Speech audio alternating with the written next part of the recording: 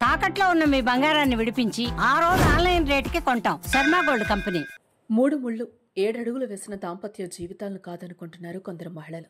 పరాయి మోజులో మధ్యలో వచ్చిన సంతోషాల కోసం భర్తలొద్దు ప్రియుళ్లే ముద్దంటూ కొందరు మహిళలు దారుణాలకు పాల్పడుతున్నారు.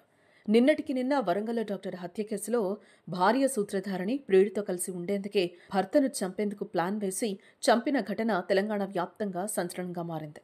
ఆ ఘటన జరిగి 24 గంటలు గడవక ముందే భర్త పిల్లలను వదిలేసి ఆన్లైన్లో పరిచయమైన యువకుడితో ఓ వివాహిత పారిపోయిన ఘటన మేడ్చల్ జిల్లా బషీరాబాద్ పరిధిలో చోటు చేసుకుంది.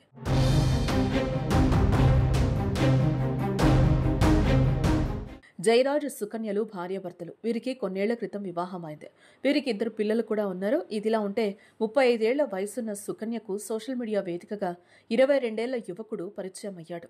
ఆ పరిచయం కాస్త కొన్ని రోజులకు ప్రేమగా మారింది. ఇంకేముంది, ప్రియుడి మోజులో భర్త పిల్లలను విడిచి అతనితో వెళ్లిపోయింది సుకన్య.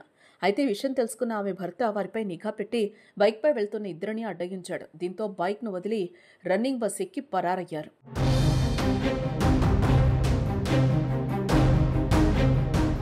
ఆంధ్రప్రదేశ్ పల్నాడు జిల్లాకు చెందిన మిరియంపల్లి పేరయ్య కుమారుడు గోపి అనే 22 ఏళ్ల యువకుడు కంప్యూటర్ ట్రైనింగ్ కోసం హైదరాబాద్కు వచ్చాడు.